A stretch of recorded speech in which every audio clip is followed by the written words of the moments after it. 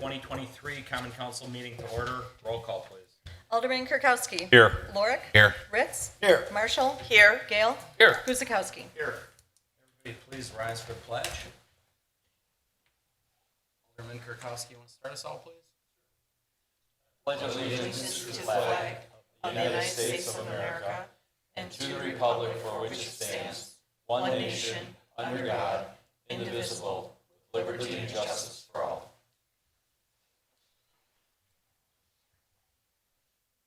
We'll get us to the got to get on the mic, I guess. This will get us to the approval of the minutes of 8/15/2023. Everybody take a few moments.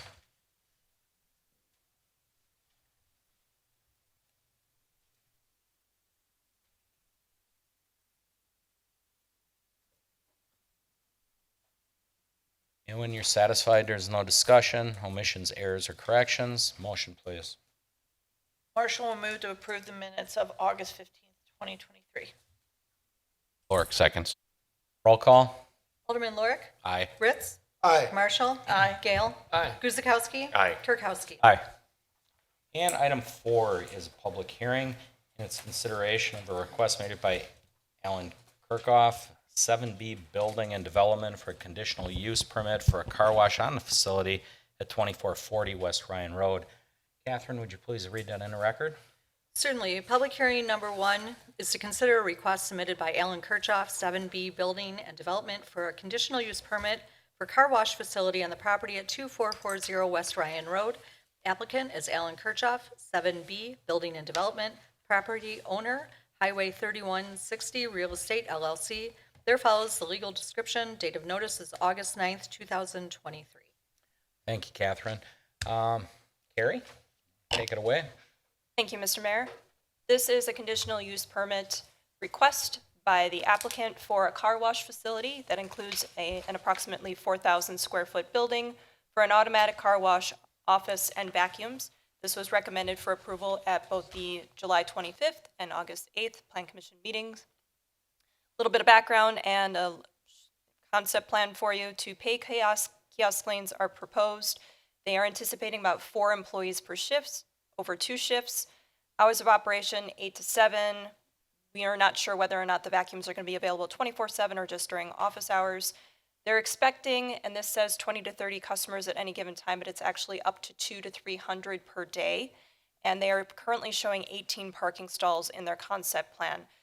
Following are just a few renderings of what the proposed building is. We will need to have some amendments, and those are incorporated into the conditions and restrictions that are for the council's consideration. Included in those conditions and restrictions are setbacks per ordinance 1720 and easements. We have uses allowed per the ordinance and per code. Hours of operation are stipulated, as well as the fact that there is no outdoor storage or sales, display of merchandise, etc., allowed on the property. Parking and drive aisles are required to be designed per code. Landscaping requirements are also specified per code in terms of buffer and perimeter and parking lot requirements. Signs and menu boards per code, because this does have multiple menu boards, so the different options for patrons to choose from, those will need to be signed and permitted per code in terms of overall square footage and location. Access is via the existing easement, and that is over the Pick and Save property. There is no additional access to the property other than through the Pick and Save property. Parking, again, is required to be per code, lighting per code, setbacks per the ordinance, and that is basically in their concept plan. They're showing setbacks to the front, which would be, they have 5 sides to their property, so there's going to be also Ryan Road and then kind of a diagonal corner, but setbacks are established in the ordinance, in the conditions and restrictions. There is an ordinance 1720 that affects the front and street and rear and side setbacks. The duration in section 8 is proposed to be 10 years, and that is consistent with the conditional use permit for the car wash that was recently approved for 140 West Putes Road. And with that, I will entertain any questions from council. Mr. Mayor. As this is a public hearing, we will make 3 calls to the public first. This will be the first. Anybody wishing to speak, please approach podium. We'll need your name and address. First call.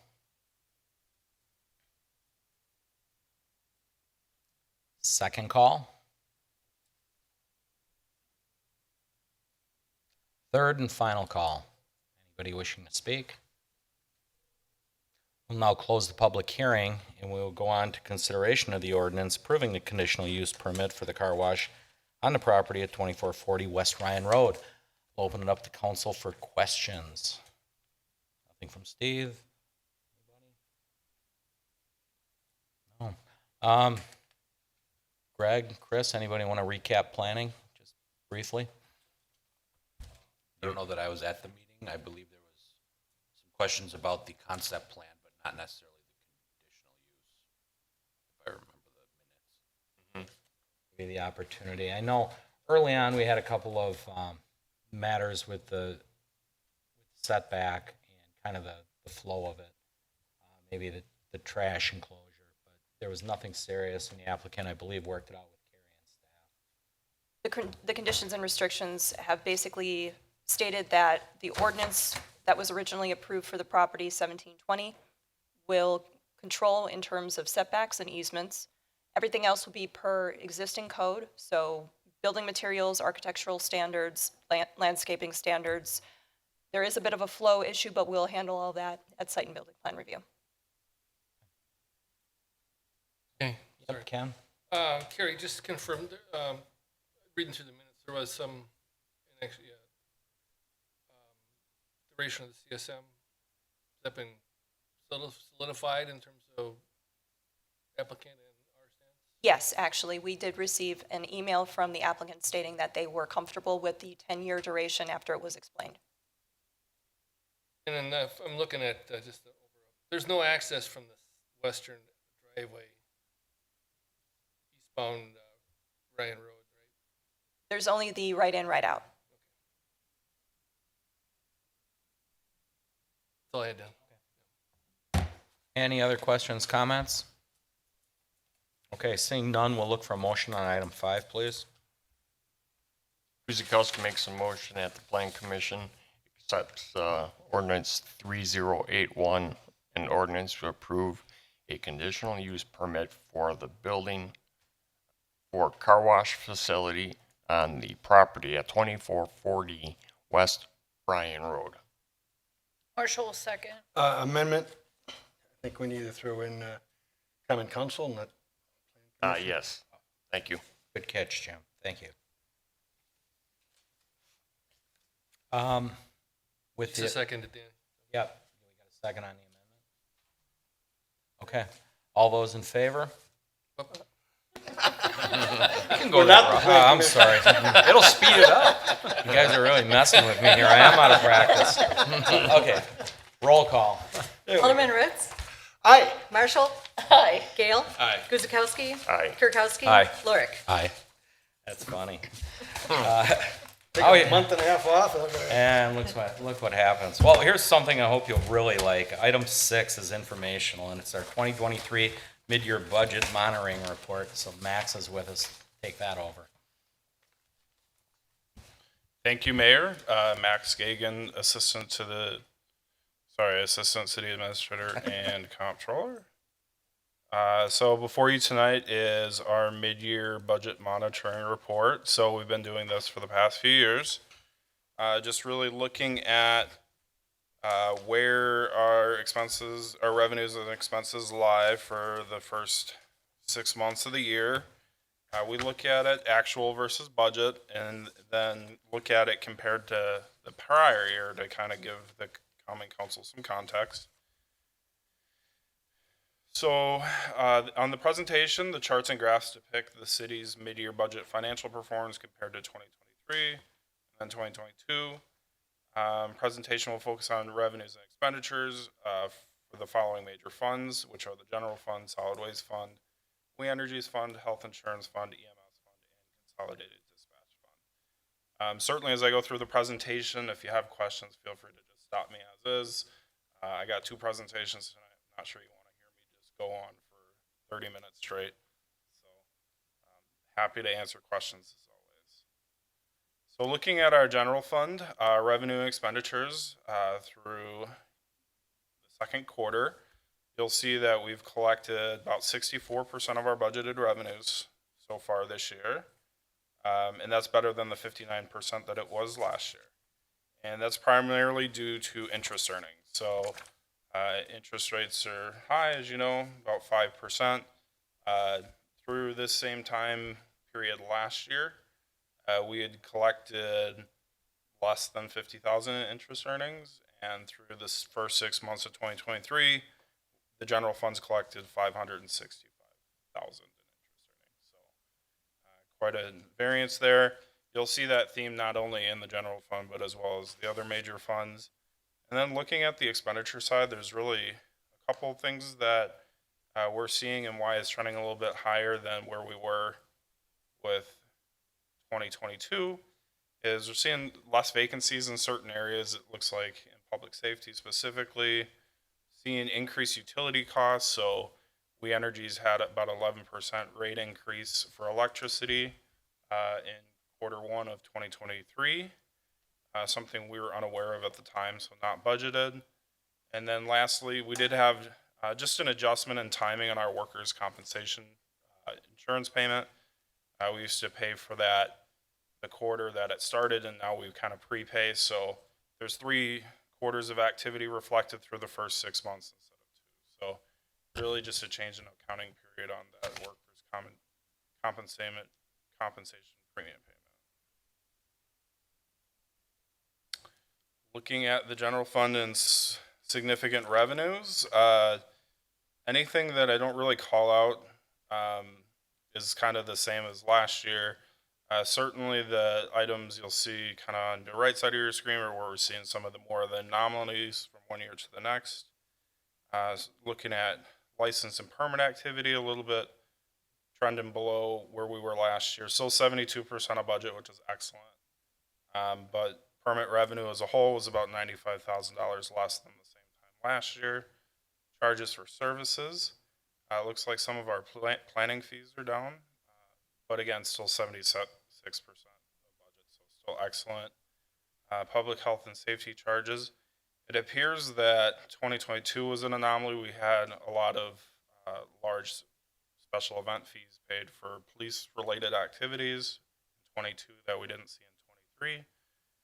And then 83% for commercial revenues, and again, that's primarily interest earnings there.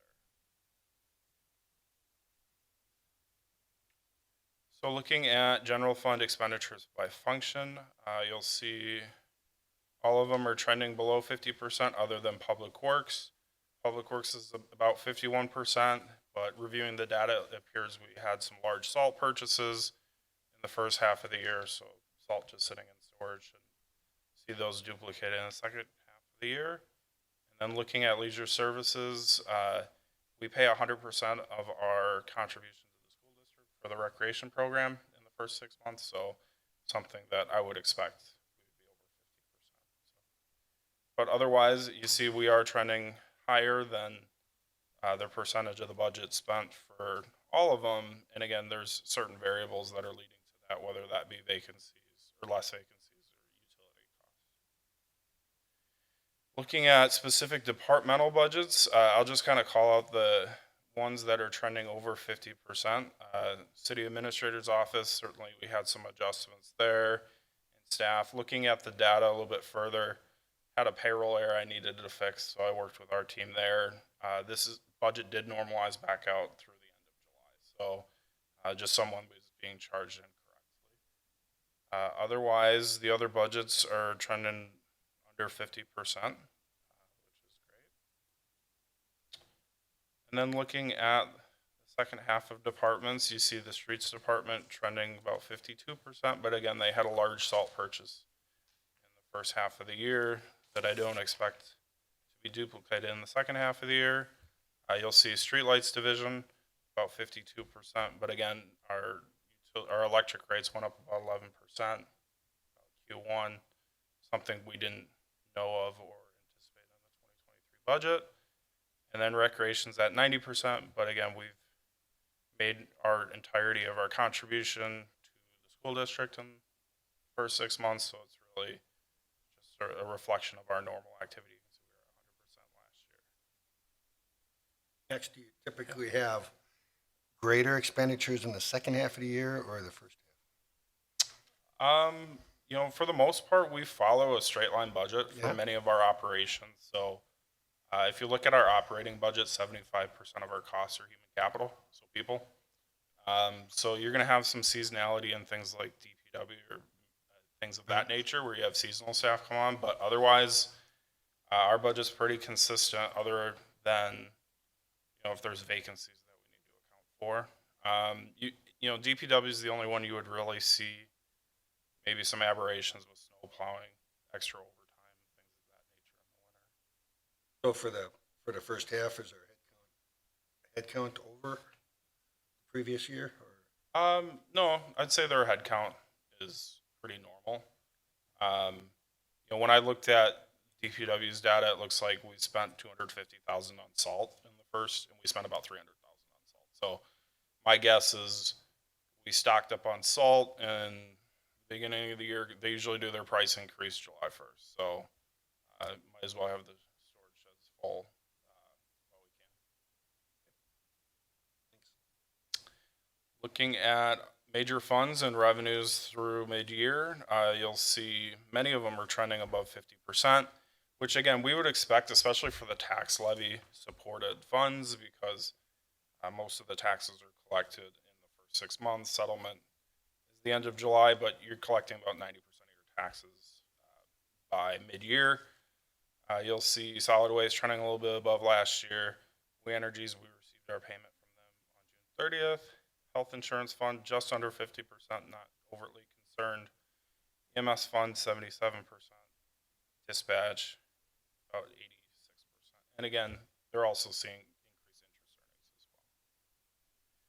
well. Then on the expenditure side, you'll see solid waste right at 50%. We Energies at 21%, which is what we expect. You can see that's one of the funds that we have 3 police officers and 3 firefighters charged to, but then part of our year-end cleanup, we take 2% of all of our costs for public safety and charge it there. So it's one of those that when we get to year-end, it'll be 100% spent. It's something that's not reflected here yet and will be completed as part of our year-end closeout process. Health insurance fund trending about 55%. So really kind of seeing 2 things here. Medical inflation. So medical inflation right now is trending at about 7%. So although our activity may stay level, you'll see things like office visits are just costing more. But we are starting to see some increased claims activity, not high cost claims, more so just more people going office visits, ER, inpatient admissions, things of that nature. So certainly something that we're going to be on the lookout for the next few months to see if there's any adjustments that need to be made to make sure that self-fund our health insurance. EMS fund at 46% and then dispatch at 52.3%. Looking at theirs, they've had a lot of their software costs purchased in the first half of the year. So it's about $160,000 in software to operate the dispatch center, and about $130,000 was already spent. So again, many of those are just annual licenses. They just happen to be in the first half of the year. And then lastly, looking at our utilities and fuels. So you'll see our electric budget is about 50% spent, but what you'll notice is we're about 40% spent last year. So certainly we're seeing pressure here in this budget. Certain budgets have a little bit more flexibility to absorb those additional costs. Others are a little bit tighter. So one of the things we're working on as part of our 24 budget is just kind of doing a really comprehensive analysis of all of our utility costs and making sure that's right size for the 24 budget. Water and sewer costs under 50%, natural gas at 61. Not overly concerning, actually trending a little bit less than last year. A lot of those cold months are January, February, March, whereas November and then December. So pretty typical. And then you'll see fuel at 45%. So fuel costs were actually higher the first half of 2022 compared to 23. So it's still high, but not as high as it was So with that, I'd be happy to answer any questions common council may have. Open it up for questions for Max.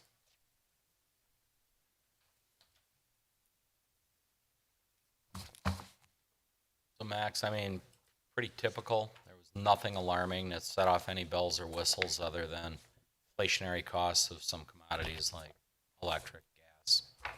Yeah, I think, on the revenue side, the only thing that really stuck out to me, interest earnings. So, the city as a whole, so across all funds, interest earnings were about 1.5 million for the first half of the year.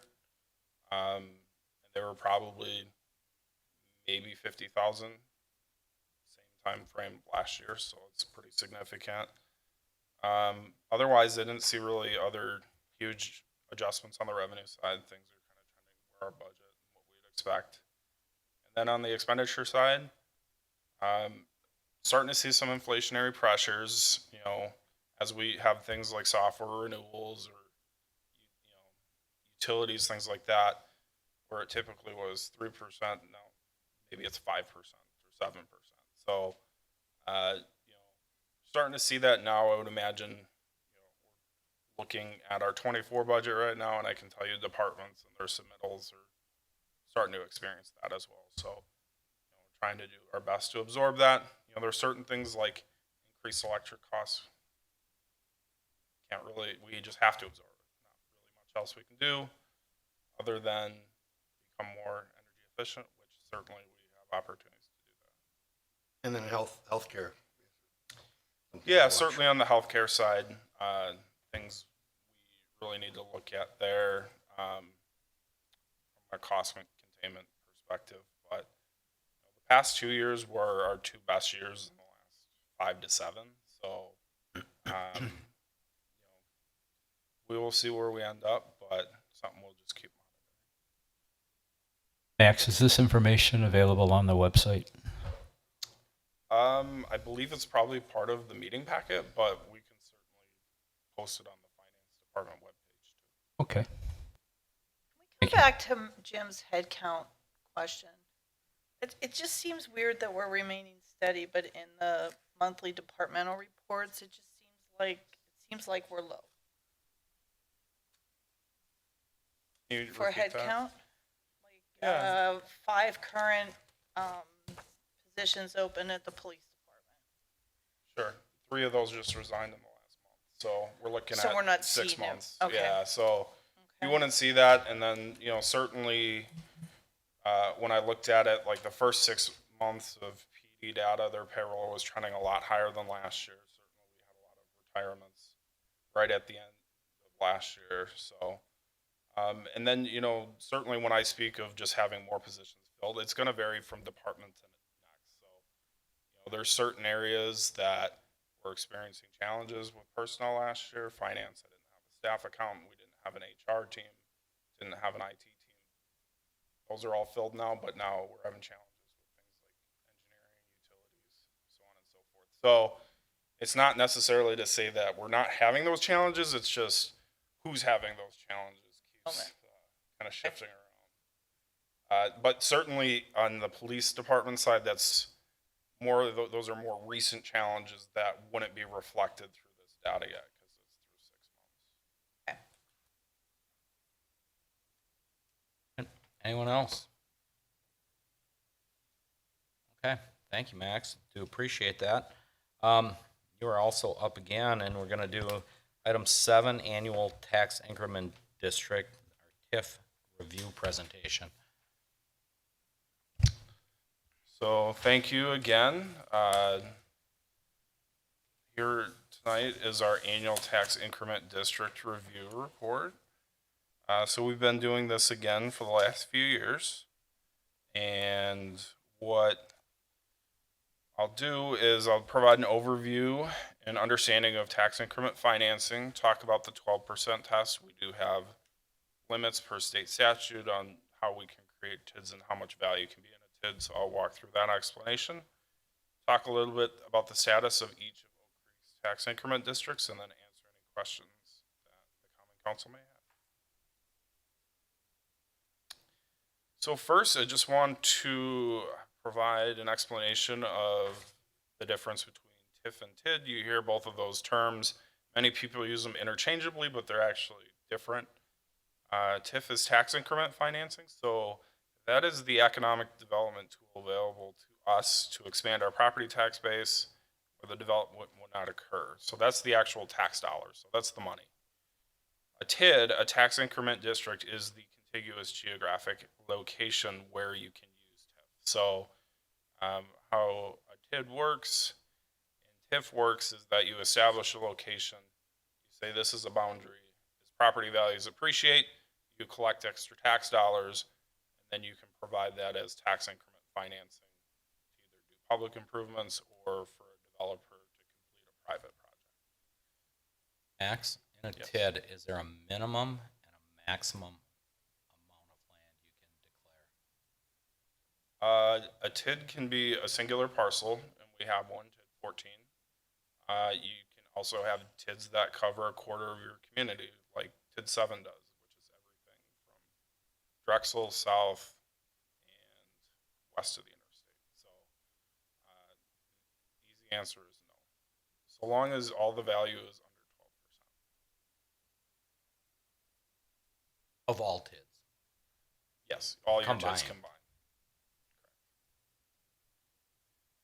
So if we're looking at TIDs by the number, just a snapshot of TIDs in Wisconsin. So as of April of this year, there was 1,390 active districts, a little bit up from the past year, and 126 active districts in Milwaukee County. Every jurisdiction has one in Milwaukee County except for the village of Fox Point. The value of all of those TID districts as of the January 1st of 2023 was $54.3 billion. If you looked at that, that's about 6.5% of all value in the state of Wisconsin is within a TID district, so pretty significant. And lastly, it's the only meaningful tool we have available in Wisconsin for a municipality to engage in economic development. So there are many other states that afford their municipalities different economic development tools, whether that be tax abatements, sales tax rebates, things of that nature.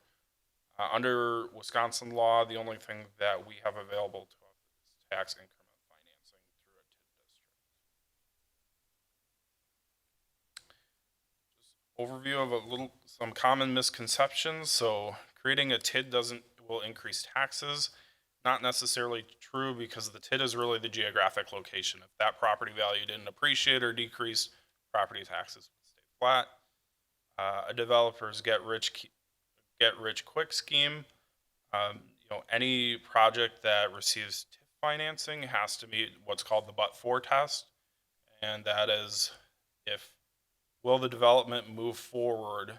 It will not move forward, but for the assistance of the city. So we do have to pass that every time. We do provide a developer incentive payment. Developers do not pay their taxes.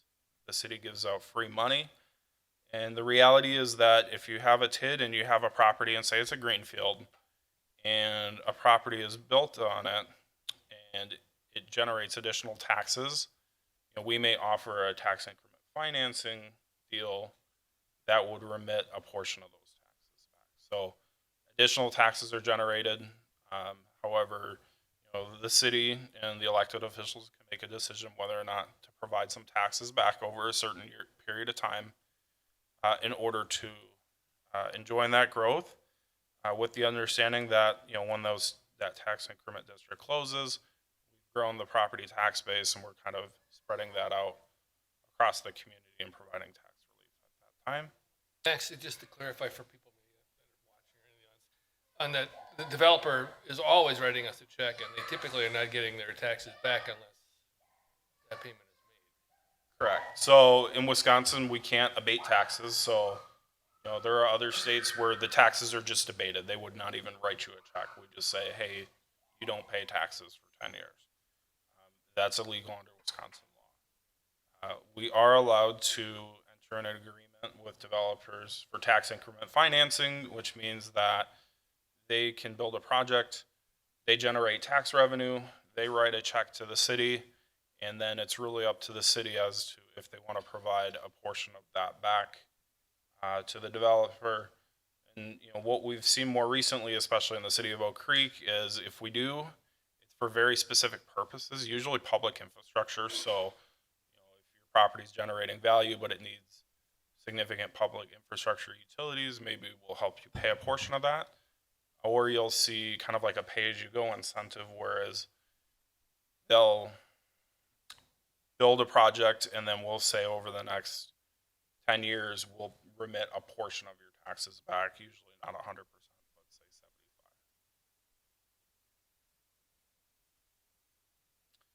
And then lastly, general taxpayers of the city are negatively impacted financially by a TID.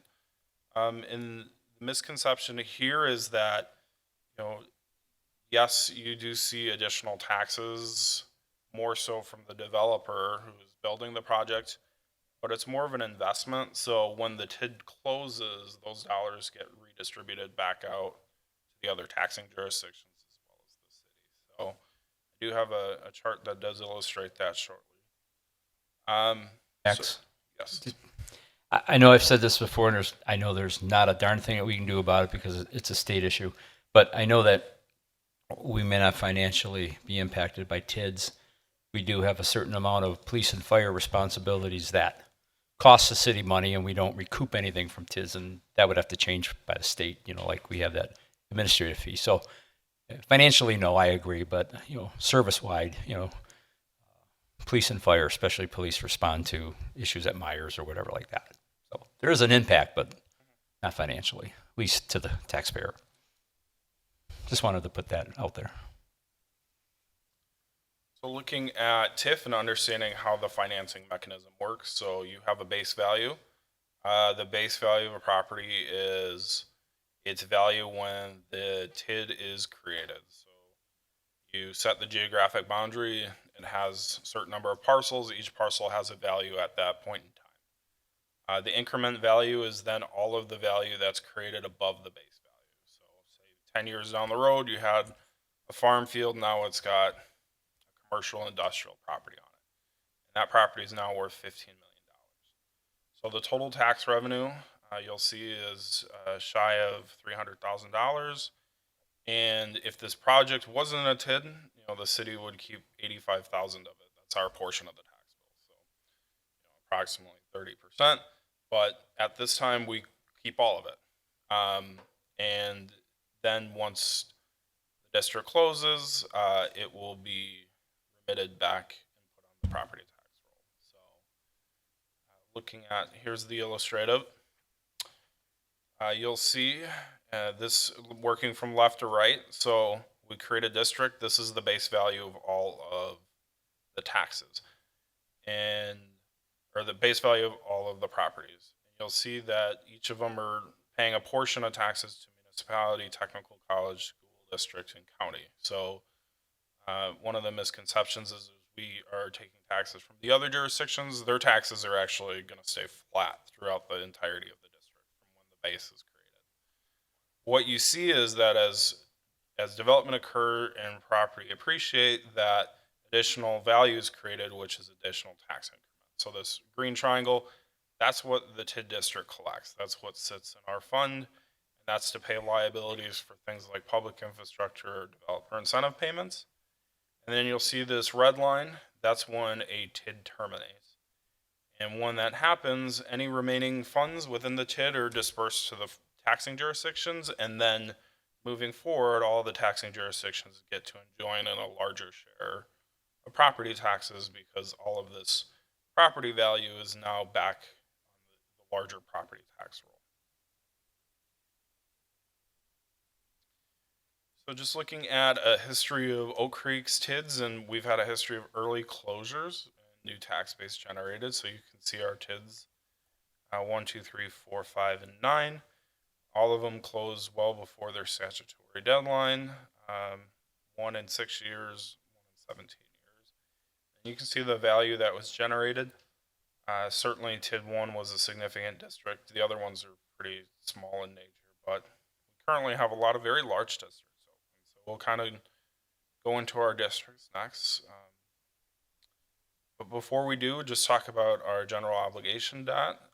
by funding source. And one of the things that's pretty unique for Oak Creek is that, of all the outstanding GO debt that we have, about 75% of it is serviced by our TID districts.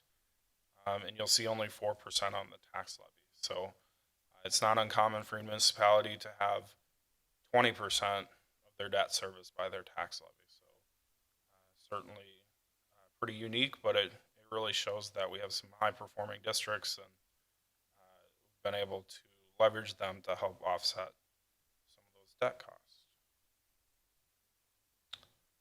Earlier, I referenced the 12% test or calculation. So the equalized value of a new or amended TID plus the value increment while existing districts cannot exceed 12%.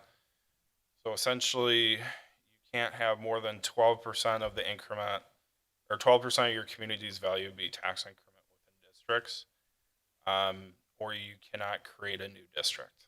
So when you're under 12%, you can create a new district. The second you exceed 12%, you cannot. So looking at the city's values as of January 1st of this year, our equalized value is 5.5 billion. 12% of equalized value would be 663 million. And you'll see that our increment is 954 million.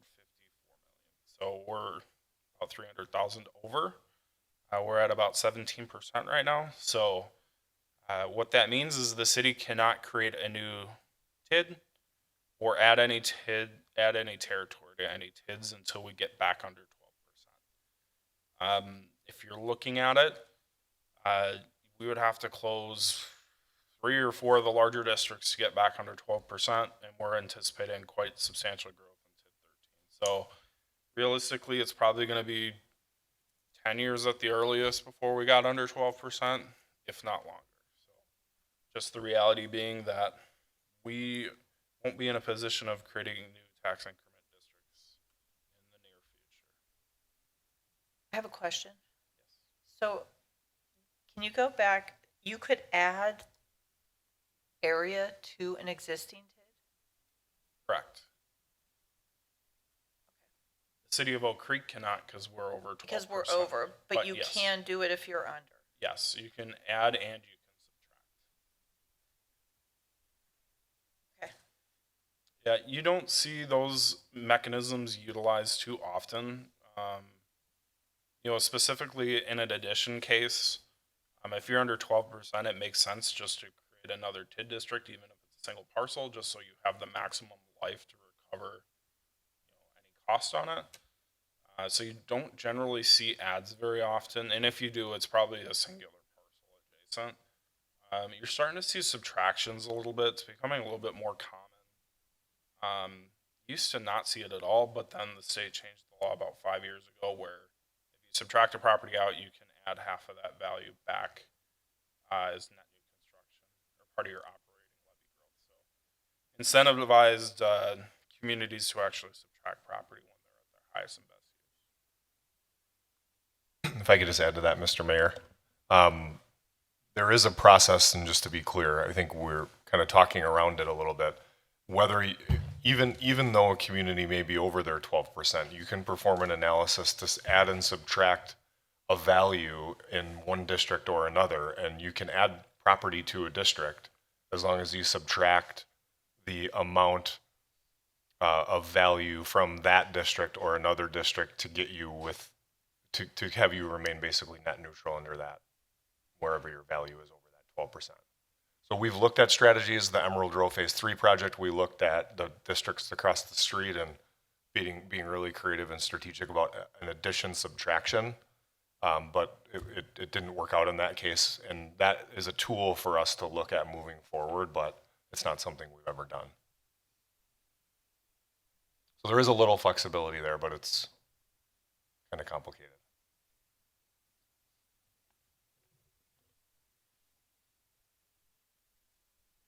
So up on your screen, you'll see a map of Oak Creek's tax increment districts. I'll just kind of start at the lowest number to the highest. You can see TID 6 is very small down here. TID 7 covering a large part of the community on the west side. Definitely not a quarter, so I exaggerated TID 8 is Oakview Business Park.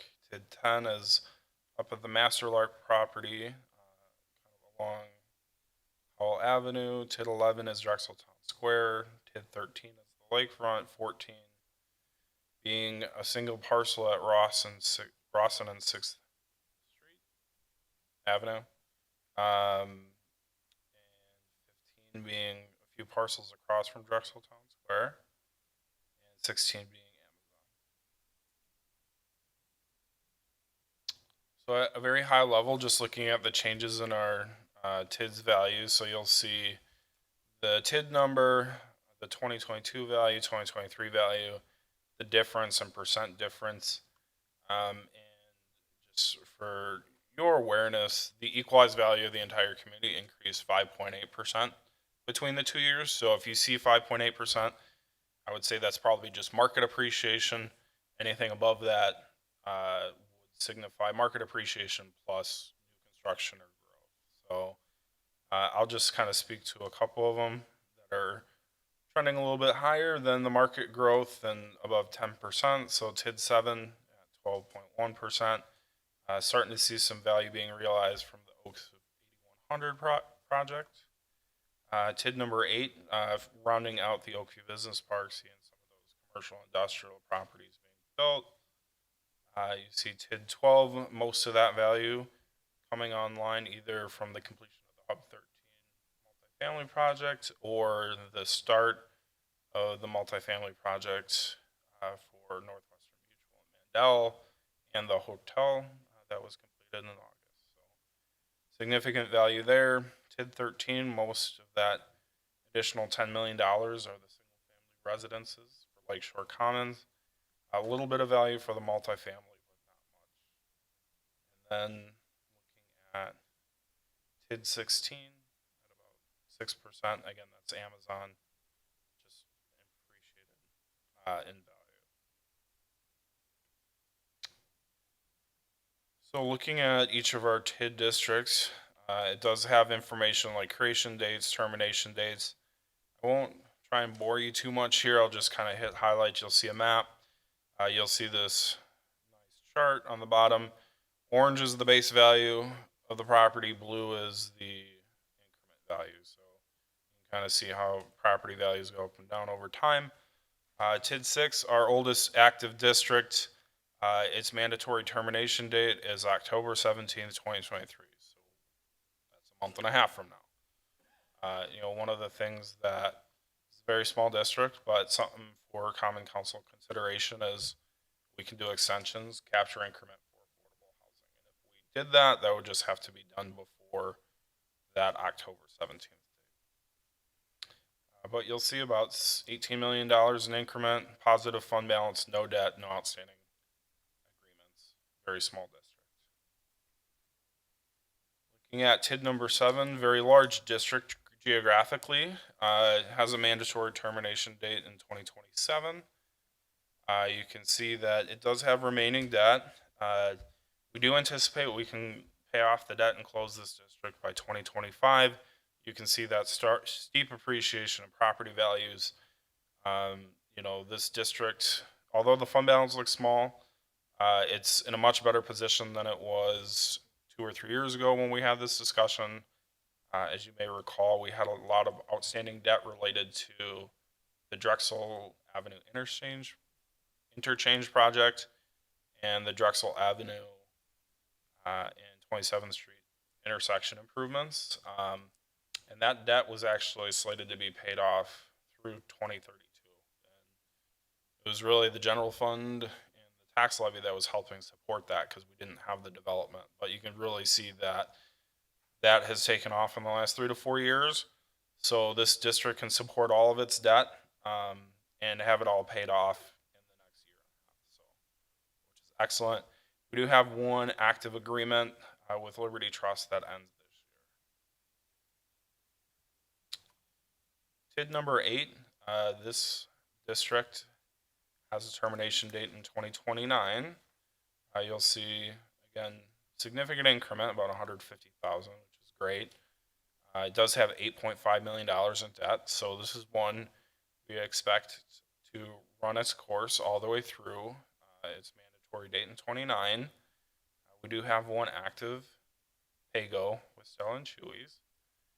And we do have a purchase and sale agreement to acquire the Morja Farmstead, which is south of the lot that we own.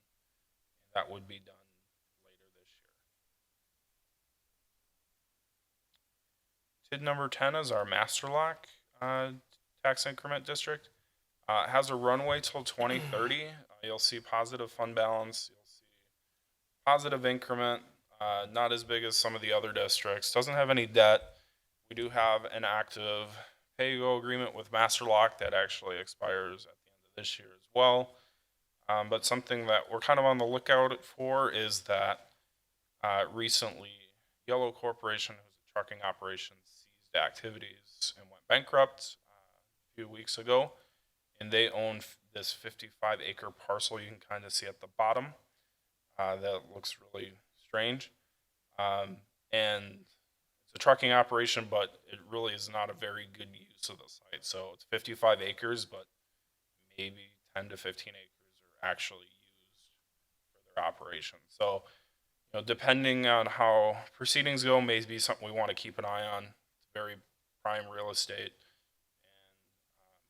probably very valuable. Do a lot with it. So kind of monitoring the situation and certainly having an active district that could assist if needed. We're in a good position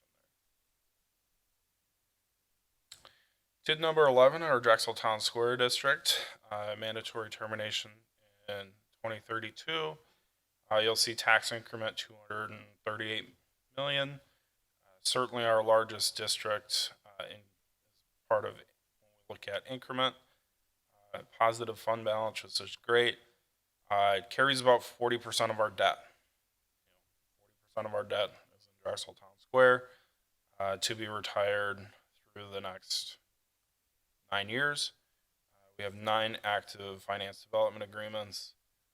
You can see very small orange, very large blue. And then looking at the chart, all the parcels are built out or committed to being built out other than the lot fronting Drexel Avenue. TID number 12 is where the IKEA parcel's at, and that district can close in 2036. We do have remaining acres to be developed, specifically south of IKEA site, as well as on the east side of the interstate. District's performing really well, even in its relative infancy, $144 million in value, quickly becoming one of our larger districts. Positive fund balance, not much outstanding debt. We do have 4 different PAYGOs on it, so as these projects get built out, we'll start to see those taxes come to the district, and then we'll be helping offset some costs for some of these developments. Can you define PAYGO for us? Sorry, pay as you go. So there's for TIF financing, there's really 2 mechanisms. You can have a pay-use or pay-go. Pay-use is essentially providing the money up front, and then you're getting taxes to pay yourself back. So the easiest way to think about that one is like if you did a large debt issuance up front. So you did a debt issuance of X number of dollars, and you calculate you need 10 years of taxes to service the debt. So the developer is getting the incentive up front with the promise of paying taxes over X number of years to service the city's debt. A pay-go is where we say we will pay the developer X number of dollars over the course of 10 years, but you have to hit certain benchmarks and pay the city taxes first. So that process works in that by January 31st of each year, the developer has to pay their property taxes in full. And then it's usually July 1st or October 1st, we will then remit a portion of that back. So pay-go is certainly the preferred option for a municipality because the developer will only receive a payment if they pay their property taxes. Whereas if you provide an upfront incentive, if a project doesn't come to fruition, it could default. Looking at TID number 13, our lakefront district, still have a long runway to 2044, increment of 15 million. We can see we're quickly racking up liabilities here. We got $18.5 million worth of debt. That is only going to increase when we have to permanently finance our lakefront bluff stabilization and revetment project. That's another $10, $11 million. And then we do have active development agreements with F Street Group, both some upfront, some pay-go, for 3 of their projects on the site. TID number 14 is a single parcel district at 6th Street and Rawson. Very long runway, but the property's at its highest and best use, so really this one just sits until we can pay back our pay-go incentive with HSA Rawson. TID number 15, very small district across from Drexel Town Square.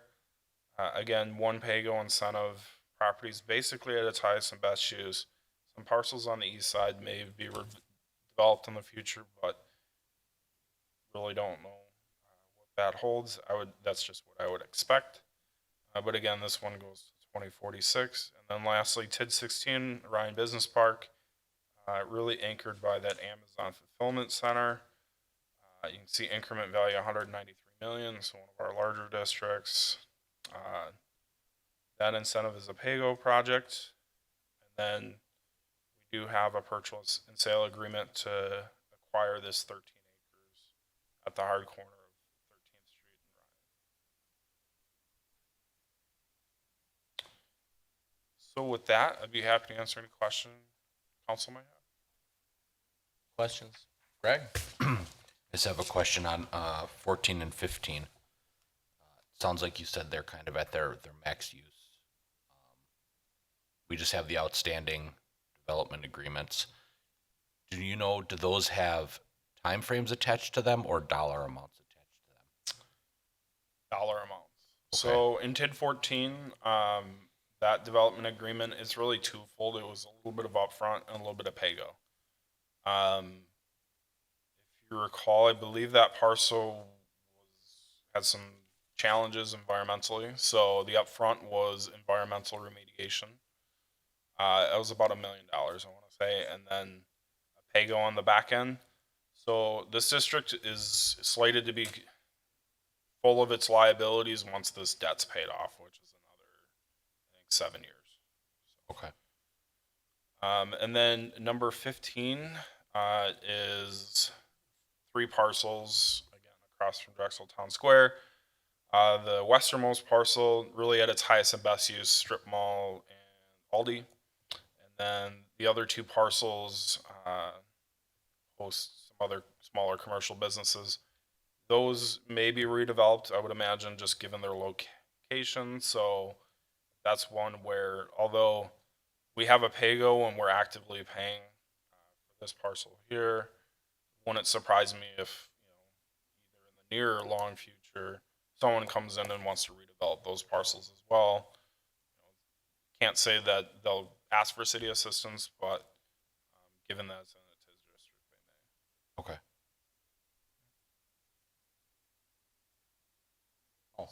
I was just saying, Max, thank you for putting this together. It's a very helpful tool for me, especially. I refer to it occasionally, often, when I'm dealing with residents. So thank you very much. Absolutely.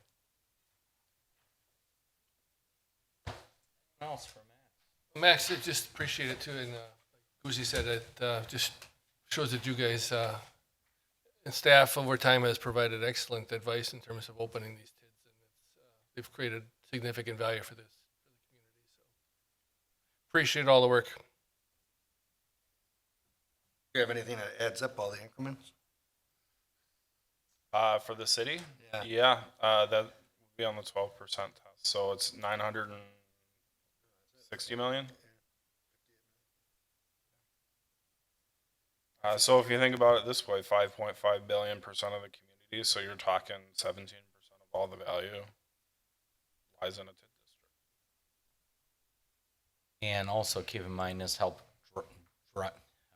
to drive our growth, which also provided us better revenue numbers across the board last few years. Without that, our growth was stagnant. Alderman Ritz, I did add that up a couple years ago, including the ones that we've closed. So kind of the summation of the added value to the tax base of the city of Oak Creek. I can't recall what that number is, but I'm curious again to see what that's grown to. So I'll probably track that down for you. Okay, you're getting me all excited and then you pull back. I know. Old data anyway. You know, the last time we were under 12%? Not too far back. Before Amazon. So it's I'd all say just probably growth. 2018. It's all just growth that took us above the 12%. Oh, yeah. It was Amazon that took us over. So if you subtracted that, almost 200,000 out, and then you got to think TID 7, TID 8, and TID 11 have grown exponentially in the last 5 years. So, yeah, I would say probably 2018 is when we were under.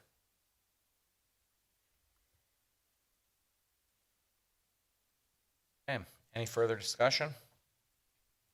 Okay, we will move on to item 8, another informational. It is review and discuss the building capacity and resilience plan. I will turn that over to Andrew. Thanks, Mayor. I know Max is going to bring up the discussion outline for this item, but before you is the building capacity and resilience plan in our city organization.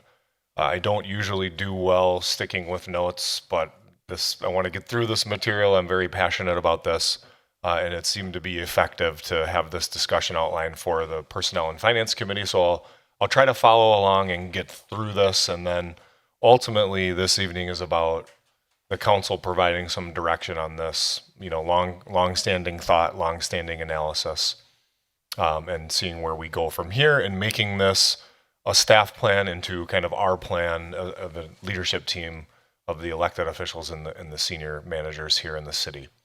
So with all of that said, I'll start off with some off-the-cuff comments that aren't on the discussion outline. I just wanted to express right off the bat that, we are blessed with a very, very capable and dedicated city workforce. If only the residents knew the dedication of our folks to the city and the services they provide on a daily basis, I think they would really have a different feeling about how their tax dollars are used and things. And we all are privileged to see that in action every day and know the value that our staff provides. And that's from the technical staff, the field staff. But it's also about an all-star team that we've assembled in our senior leadership here in the city of Oak Creek. One of the things that I'm really, really proud of, and when I commiserate with other city managers and city administrators across the state, I just know that if they only were to be able to have the team that I have, the senior leadership level here in the city of Oak Creek, they would be, I just feel really blessed about that. The other piece of this, kind of a sidebar, I think we have a really good and capable police department and fire department as led by our police chief and our fire chief. And usually city managers and city administrators don't always have the best relationship. Like we have dealing with conflict with the police chief as like a standing conference session. We have a really good team there, and we interact really, really well. And that's not the tale that a lot of my colleagues tell. So it's really, I just feel really blessed and honored to be a part of the team and the growing team that we've assembled in the skills. Our management team has really, really broad shoulders. And the purpose of this analysis is to have a different framework and a different lens and empower managers in our organization to change things, to mold things in a different way, and to ultimately request the additional resources that they need to fill the gaps, because all of our shoulders are beginning to sag here. And the best analogy I came up with, this is like my third one. I don't know if it's the best one, but it's off the cuff. It's not in the discussion outline. Oak Creek through 2024, or 2014 through 2034, every day feels like we're just in a food fight here. I mean, you can't have all of that growth in the community that Max just explained. I mean, if you were to just look at the equalized value growth since 2016, That just doesn't happen. And that has, that stresses resources and stresses services at all levels of the organization.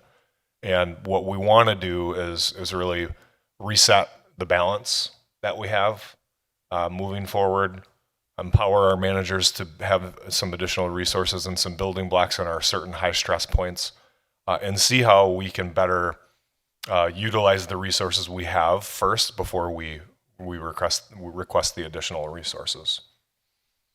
So why are we here tonight? So this directive, this strategic action plan item has been demonstrated and endorsed by councils for, almost 7 years now. And it's taken a little bit of a different form, a different shape. You can see all the language. I won't go through and read those. It kind of started with kind of the utility and the city and utility and the resource overlap that exists there, to the committee structure and really having a good business model for our aldermanic committees and things like that. And then it really broadened out in the last strategic plan to talk about a reorganization plan that optimizes alignment, capacity building, and business resilience, and centralizing and streamlining the city and utility finance and accounting functions. You wrap that up into the sentiments expressed for my office in my latest performance evaluation in 2023. You said act. Enough of the talk, enough of the assessment. Let's put something forward that elected folks can begin reacting to, and let's move down a pathway. And that's really what this is. It's the beginning of the implementation phase once we all are on the same page with the direction we're headed as espoused in the plan. Before I move further, I just want to kind of express that since this has been out there for so many years, it's kind of grown its own identity. And it's meant different things to different groups of employees, and it's created a level of comfort over time when we're just talking about the thing and nobody really knows any details about the thing, and it's esoteric and a little bit scary because maybe change is coming for me, maybe it isn't. If you really look at the scope of this document, I don't know that we could have better or really minimized disruption in any better way. But certainly there is some level of discomfort with change. But if you look at, with the exception of continually assessing and trying to answer the public safety staffing quota as council adopted in their strategic plan, the police and fire departments from a management perspective and from the way they do the work perspective, completely unchanged by this management structure. They need more resources in the streets. We all know that. I won't go on about that. We will be talking about that specifically during our upcoming budget conversations. This doesn't necessarily impact the DPW, field office. It doesn't affect the library. It doesn't affect the clerk's office, and it goes on down the line. So when you really look at what the scope of this is, where maybe things are going to change and even slightly, we're talking about utility, finance, and administration. Potentially down the road, the utility field office and the DPW field office being combined. It's a future conversation, future analysis. And it's the two units portfolios that we're trying to establish with infrastructure, land use, and community building, and central finance and business services.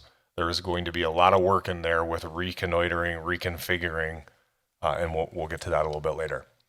Then there's this big new construct, which I feel really strongly about, and that's the marketing and public relations functions here in the city, and we'll get into that. So with that being said, I know this, when you talk reorganization, everybody thinks they're going to be affected. It isn't that. And if we ever thought that folks that have worked in the utility office across the street, we're kind of going to be really eager and willing to change the way that the business is completed and how that's interacted with the city. That disruption was always going to be there. And that's really the bulk of the new. So with that said, what is this plan and what isn't it? And I just this is right from the executive summary. I want it to be really clear for anybody who might, review this meeting or not necessarily get into the letter of the plan. No recommendations consider downsizing staff, reducing working hours, compensation of folks. This is about building back up a bit, especially in our high stress points, customer service wise. This is not about economizing. This is a new management framework. It's not a construction blueprint. As you see, there's a lot of implementation details and decisions and costs and things that come down the road. That needs to be built out by the staff that does the work. My office, anybody in my position should tell you nobody knows the work like the people who do the work and the people who manage the work at the department level. This is not trying to get down to the details and answering every question that somebody may have and say, I know for a fact, my office knows for a fact we need a staff accountant. We need another additional engineer in the engineering department. That will be told to us as we enable that analysis to flow through. And again, these are intentionally fluid and flexible because they need to be. The more you proscribe, the more you get wrong. And that's why, as you see in the next agenda item, this is really a framework we're looking at the council to ultimately adopt and kind of set us on a path of implementation. So there are a lot of additional stress points in the organization, whether perceived or real. Those are not all being addressed. Those are not all being addressed here. These are the priorities that, after years of assessment and conversation and seeing people, what people bring to the table, these are looking at some of the most pressing issues we have. Nobody has ever come to a budget session and said, I think I can do without less staff this year. So let's really review the conceptual city organizational framework, which I think is the actionable item. There are a lot of knowns in the plan, a lot of good things, hopefully, but there's also a lot of unknowns and future analyses and future decision points. The actionable piece is really the management framework as espoused in the concept organizational chart, the next item. So what we're talking about here, again, back to the scope thing, really what are the major, I guess if you call them that, major changes. The community development department would no longer be a standalone department per se. It would fold under a management framework in the portfolio of infrastructure, land use, and community building. We would create a community enhancement and investment division of the community development department. This is very likely it's a new construct, but it's likely a second priority. We want to get to all of the things that are espoused in our strategic action plan with establishing relationships with our business community and potential grants, programs, and really just community investments that are maybe a-traditional than what we've seen. We've really relied exclusively on tax increment financing. First we got to be able to handle the permit load and the engineering and inspection load that's coming through the door right now. Buildings and facilities division, really, I think a minor change. Buildings and facilities moves from the current central services portfolio to the infrastructure, land use, and community building portfolio. Maybe more significant changes. We're creating and centralizing one finance department, inclusive of the utility, finance, and some administrative items. In the future, we would look to create reconfigure the water and sewer utility department, look at creating a new water quality and engineering department, and then of course the bigger question down the road is, do we want to consolidate the DPW and utility field operations and reduce the city's building footprint, or is that not the right course of action for the city medium and long term? Certainly that's going to take some investment. And then really establish a marketing and public relations department for the city. And we can get into, you can go on and on about that. But that really, I think, I feel very strongly that helps us accomplish several items in the strategic action plan, whether that be show our work, really recognize and have a better appreciation for the workforce, to having a better education about the services and really the gems that we provide that people may not know about, really the value proposition for our community and our taxpayers. And then moving outward, really continuing to promote Drexel Town Square, continuing to promote Oak Creek as newsmaker, and continuing to promote our city for people to come to visit and stay here and hopefully spend their money and enjoy the quality of life amenities that we enjoy every day. So those are really the major pieces of the organizational chart that would be really new. So with that, before I get into what might be the immediate priorities in terms of implementing this, I just want to address some feedback on the plan to date. I wasn't quite sure how I was going to present this at like 3 o'clock on Friday, so I wanted to think about that over the weekend. So it's a little blank, but really the course of the summer, we've put this plan out there. The staff, the management team, all of the elected officials, a lot of dialogue. I would say this plan has improved drastically, or at least provided a different lens on various items to really see a bigger picture. And it was very enlightening, the deliberative process that we've had. But a couple things came back, like with the elected officials, it seemed like, if I may, everybody kind of liked a lot of this, maybe 90% of it, but everybody's 10% was different. So I knew we couldn't get consensus on the plan because there's a lot of future decisions and analyses. So that's why we're talking about the framework. But the feedback, the criticism, I learned a lot from. This seems like a really, number one, this seems like a really management-heavy plan. Like, if I'm the worker in the ASA group or the staff engineer, like, where's the capacity for helping me, do the work that keeps coming and doesn't stop coming on to my desk? And you couple that with, what's the financial plan? How can we, as a council, elected officials, stewards of the taxpayer dollars, kind of endorse this and move forward with this without a complete financial plan? And the idea of this management framework is just that, for us to build around people we have here and allow them to go through a detailed analysis of their processes and their operations, and maybe different responsibilities here, different responsibilities there, delegate in different ways than they have, and then really wring all that out. And then come to myself and, future budgets, or however the process moves forward with requesting additional resources, and say, we've done the thing. We've wrung it all out, and we really find that we need an additional utility accountant or two, or an additional staff engineer or two, an additional permit technician, or adding a permit technician or an expediter.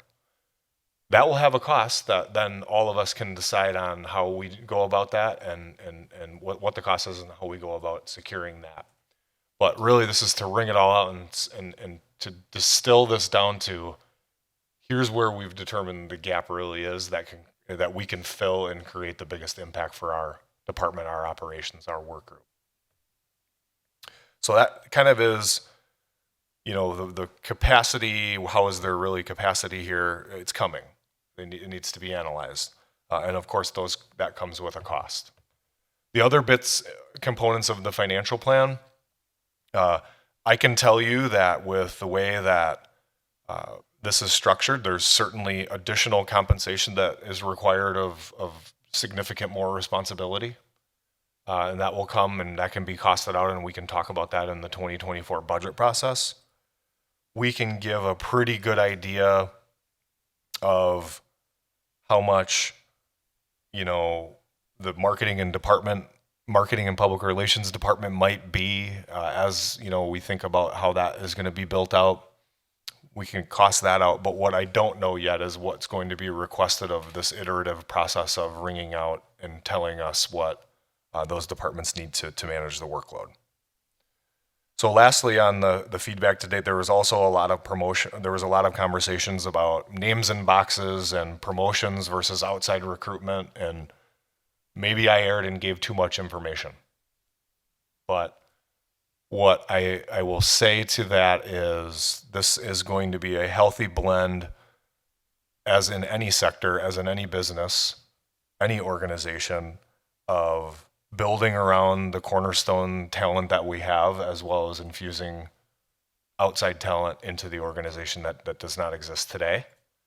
And with this kind of the other criticism of this is really management heavy, what you may not see in print is the ways we can elevate responsibilities, the way we can build different career pathways for folks, really promote folks from within, whether that is to the directorship level or not.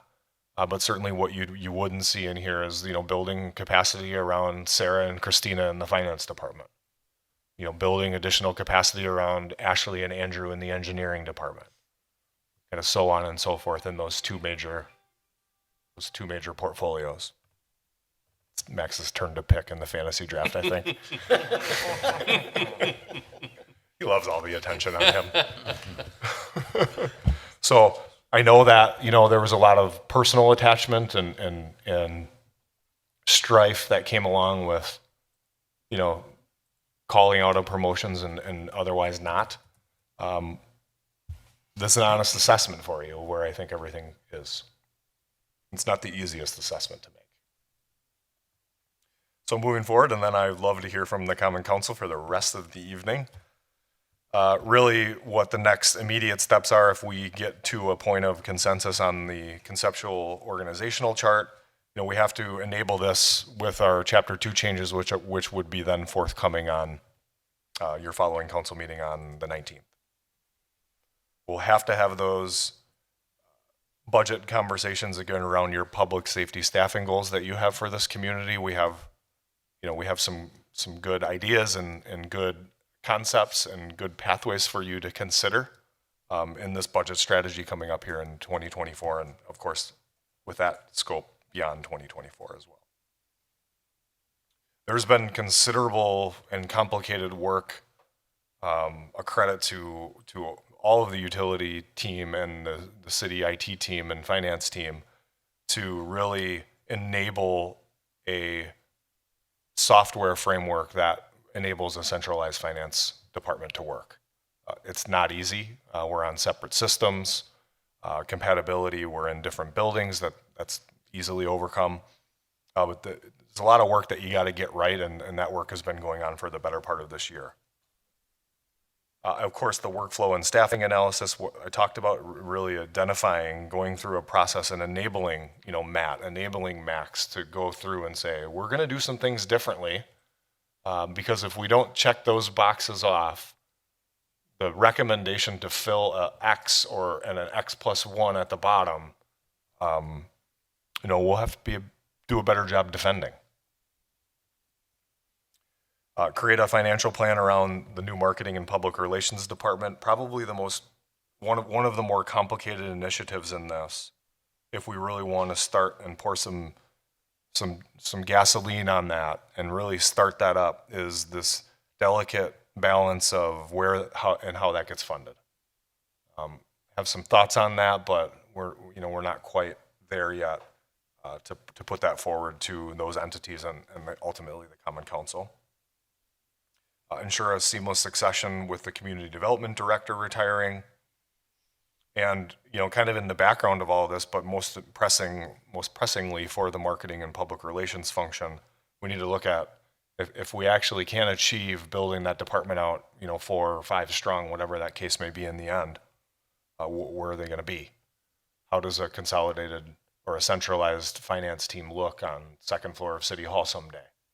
So we'll have to begin looking at those decisions and analyses as well. And the space build out comes with a cost, obviously, that goes without saying. So with that said, there's a lot more detail in the plan. But I'd like to really, this is out there now, so I'd really love to hear Common Council's thoughts and opinions, concerns as a group. We've talked one-on-one over the summer, but we are here now trying to act. So. Okay, let's open it up for discussion. Looks like Steve wants to start down there at number 1. Start because first district, I guess. I am in support of the concept here. And before reading this earlier, I was concerned about the time frame of the implementation, and I see that's broken down into several years, which is good. So, having said that, my concerns are this, and one of them was already mentioned at the Personnel Finance Committee, so bear with me if I repeat it again. I understand that we have a need to increase staffing at City Hall to keep up with the cost of doing business. And I understand and I empathize with the fact that city employees are probably doing 60, 70 hours worth of work in a 40-hour work week. I understand, and I certainly appreciate that. But it seems to me, as just a citizen of the city, that we keep adding staff at City Hall to deal with these issues. Is there ever going to be an end in sight? Because if we keep growing, the workload's just going to be increasing. So I don't have the answer to that issue other than, for example, at the very basic need in inspections, somebody comes in and wants something done, and right now we're telling that person, all right, we'll get back to you in 2 months. The workload is such, we'll get back to you in 2 months. Well, if we reach a point where we're overloaded and we can't afford the people or we don't have the space to put people, because now we're looking at doing things different with rooms, with spaces here in City Hall, you might reach a point where you go, okay, we can't get back to you in 2 months, we'll get back to you in 4 months. Now, that might be great for the staff because it gives them a little bit of breathing room, but it may not be great for development. So again, I only say that because that's just something I see. And as you create these possibly 4 different titles, these new people, the whatever, department heads, managers, management, I think it's incumbent upon us, somebody, human resources, to create a job description of what these people are going to be doing before they get the job.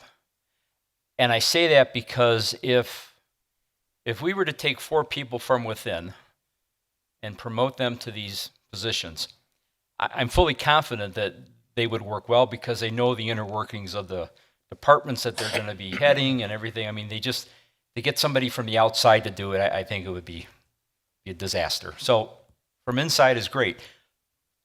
But down the road, when those people retire or something happens, you got to have something in place immediately. Or in the case of yearly reviews, you got to have these job descriptions to say, yeah, so-and-so, you're not meeting the basic minimum requirements of the job that we envisioned, and we're either going to have a performance improvement plan to get you up to speed, or, in 6 months or a year when things don't improve, it's, so my suggestion is before you go ahead and get these positions, you're going to create them with this plan, but before you fill them, have job descriptions available so that the applicants know what the expectations are. We know what their expectations are because, they're going to be pulling in a nice salary and we want them to be at that level. We don't want to come back to them after the fact and say, well, you're doing a crappy job. Well, show me what my expectations are because you don't have it in writing. So that's my human resources plug. Okay. And the last thing, as I said before, the perception of adding people and bodies to City Hall means that, well, by golly, we got to add people to the police and fire. Because if you're not taking care of them and you're taking care of here, you're giving those people the perception that, you talk a nice talk come budget time, but you never come through. And as I said before, as the neighborhoods go, you've heard me say that, so does the city. And we don't have to look but several miles north of us and see what's happening north. And I say that, and even Menominee Falls, they're having problems with Woodman's, and smash and grabs, and you always see it in the news all the time. I mean, Menominee Falls is just like another group of people run in there and grab stuff and leave. I don't want to see that happen to, say Woodman's in Oak Creek or Meyer in Oak Creek or IKEA or anything like that, because we have a nice community. But if we have a 5-member team of the marketing department and they're marketing the city, but we are constantly on Fox 6 News for the people that run up into Woodman's and steal thousands of dollars of food, that doesn't make us look good, and all the marketing ain't going to do us any good. So that's why we need to, if we're going to support this plan for here, we need to find that, and you've talked about the plans that you're already thinking about. We need to take care of them too, because their image is just as important as this image is. And that's all I have to say. Okay, thanks, Steve. Anyone else got opinions, thoughts? Greg? So I'll go next. As far as the plan, I agree with Steve that I would, overall, I feel like I would support it. It's important to find the overlap, create efficiencies throughout the different departments, like the finance department that might be separate, but basically doing the same thing. A lot of what I have to say is going to be overlap of what Steve said. I completely agree that we need to prioritize safety, look at police and fire, maybe even before adding new positions. I know that I'm not the only one that sees the talent within the city. I know at planning, a lot of times the mayor brings it up, how he fully trusts the current staff, their decisions they make. So I know that the talent is here within the city. If there's any, I guess, doubt or hesitation that any member in the city would not be ready to take on a leadership role or a role of more responsibility above their current position, then that seems to be a flaw or a failure within the city. That why aren't we providing the professional development to move the people within up, or providing the mentorship to move the people within up to the next position? So as Steve said, I too would really strongly recommend for all the positions, looking within and getting the feedback and the buy-in from those people that are already doing these, all of these roles and jobs on a daily basis already. Thank you, Greg. That's Jim, what I'm going coming on. right down the line. Again, I echo some of the same concerns. I was a little surprised that on the immediate implementation priorities, at this point, we don't now have job descriptions on that list. Because that should be an immediate requirement. You need, framework, I think, and I've shared this at Personnel and Finance and in our individual meetings, Andrew, I think the framework that you built, or the team built, is good. There's good concepts in there. But now we need to start having some fill-in of job descriptions, so we, have a good idea of what it is this individual or individuals, particularly at the director levels, because you get a lot of changes at the director levels. You've got, combining. You've got a whole new additional one. I think planning is moving in underneath one of the directors. So I think we really need to start putting some meat on the job descriptions. The other comment I made to Andrew was, as far as developing the culture within the city administration, I talked about the chief people person that a lot of private companies have. They're going away from the old, human resources is over here. They give them to the CFO or to the controller, and so take care of the personnel issues. Instead, having reporting to the CEO is a chief people person who is responsible with the CEO to help develop that culture within the organization.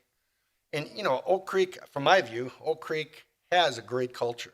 I mean, I think we're the envy of a lot of cities because of the culture we have within our, not only in our employees and team members, but even our council. Over the years, we've had a pretty well-connected council, and it helped us get a lot of things done through the years. And I think a lot of other cities are jealous of that. So my two comments, big comments, are the job descriptions and, you know, just make sure you give all the consideration you can to how you look at managing the culture within your organization through human resources. And instead of thinking of it as an administrative entity, it can be a tool to help actually develop the culture and strengthen the culture within the organization. Yeah. That's mine. Yeah, go ahead. On the job descriptions, that was so obvious to myself and the HR that that's a step that needs to happen before, you know, we fill positions. That So it is didn't- number H? It's parentheses before any of this. You need to, you know, really scope great. out and detail that. So that's not an oversight by any means. I don't want, Okay. that's part of our hiring process. That's part of the charge of the city administrator in our chapter 2 ordinance.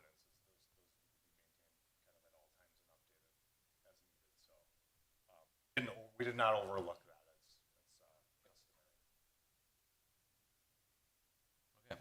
Greg? Can I just add one more thing? I apologize. Each time I look at this, I think more ideas. With Appendix A, it makes sense how you noted that there's definite cooperation between community enhancement and investment and any marketing entity, for example. I've never created an org chart, so I don't know.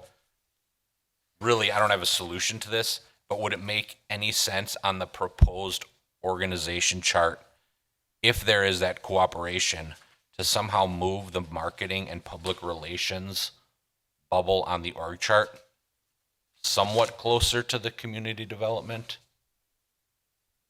It just seems kind of quite separate from that. And if there's going to be more cooperation or enough cooperation that it needed its own appendix C to put it closer somehow.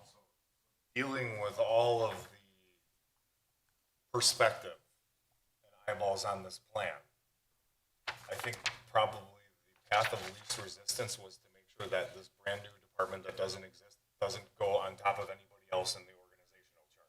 Oh, sure. I don't know if it was more thought out than that, but that marketing and public relations function doesn't just collaborate and cooperate with the community development. I wanted you to see how that potential tie-in existed with that group, because that group was also new, the community investment piece. The marketing and public relations is an agent for everybody. Okay. All departments in the city. They need to be a partner with those departments. So I don't know that it has to be amended, Greg, but Okay. I think that goes without saying. That's a powerful tool for everybody to use. Okay. That makes Tell the sense. story.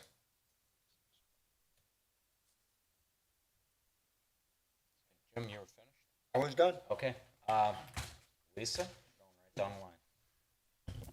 All right, so I agree with everything that's been said. There's no use in rehashing it.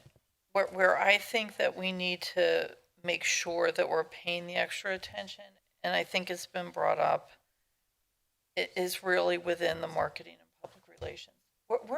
We don't have any sort of it thing here. We don't.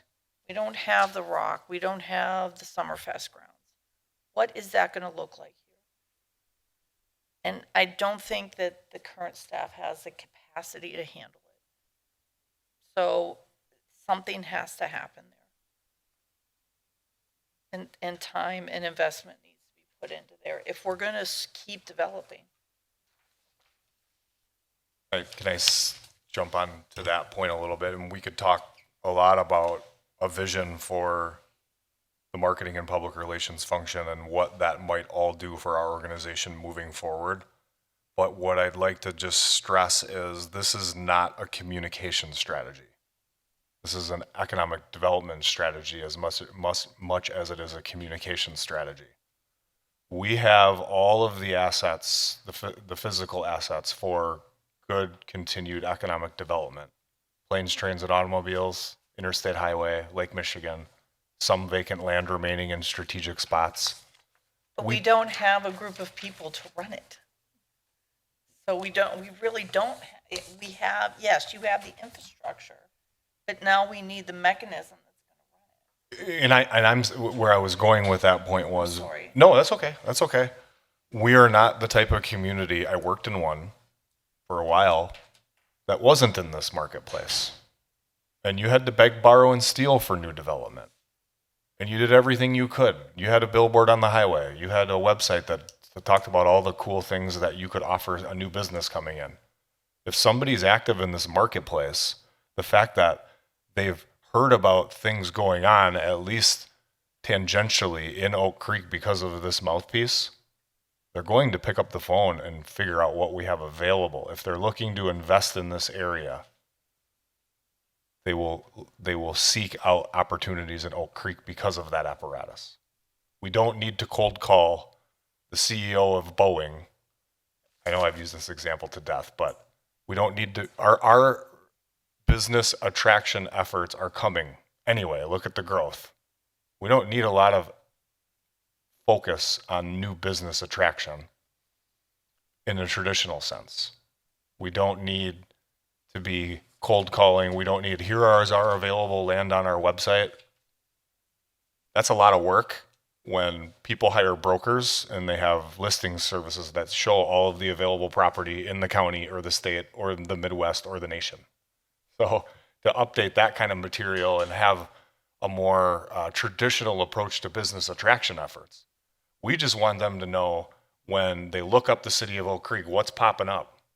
What kind of place is this going to be for the workforce that they want to hire when they relocate their business here? A little more of the softer stuff, but the meaningful stuff.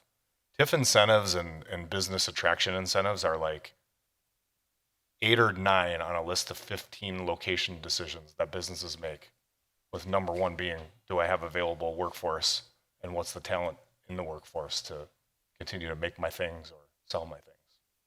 So I know that's not a great,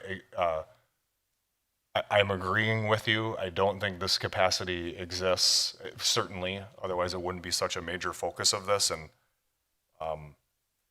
it's going to take a delicate conversation to figure out how we can fund that and have it be also a tourism asset for us to continue to bring people in and at least tell people and advertise our community.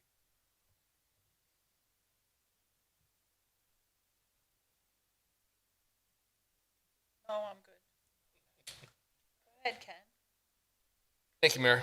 I just look at this, this has come through personnel twice now at least. And this has obviously been a process we have all been, except for Jim, relatively new to the council, but all of us have been at least aware of for the past few years as an ongoing process. And I remember even this 2017 framework for the strategic action plan, streamlining and right-sizing the organization was a key tenet of that kind of thought process, and it's been kind of evolving and processing and an iterative process ever since. As Andrew said, I think he used the word deliberative. I think that's a great word to describe what's gone on in the past few years, because this has not been a process that's been done on a whim. This has been a process that's been driven by the wishes of the council. Through our strategic planning, those are processes that themselves took years to go through. So this has been finally a culmination of an inclusive process. I think it's been very transparent. It has not been done behind a closed door. It's been very open, very involved with the staff, very involved with the council. This is not the first draft. This has been it's been very thoughtful. It has been taken all of our input and kind of divided it into a plan that, and from this standpoint, and the key to this is the fact that it's a very strategic and very sort of global in terms of it's a conceptual plan. Even the council notes that it's the approval, actually, what's on the agenda seeks the approval of a conceptual organizational chart and a platform for plan implementation. It doesn't really drive this. We're not looking tonight for driving specifics. We're looking for driving the global thought of how this organization is going to evolve and how it's going to move forward, and what's best for the group in the building and for the community as a whole to drive the entire situation forward and make it the most effective and efficient that we can for our community. So from that standpoint, I am very comfortable with the framework we've developed here as a great guidepost for actually moving forward for the community and for evolving our organization that's going to work out best for everyone involved. And I'm very happy with the effort that's going on and look forward to getting after it for a long time now. So that's all I have. So my comments and a lot of everybody's mentioned a lot of that I have to say.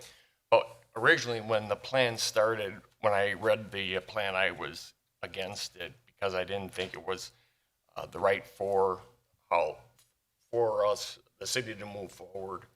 And after having a lot of conversations with Andrew, he was able to talk me through and walk me through with the whys behind my questions and to move it forward. So with that being said, that I would support the suggested motions here.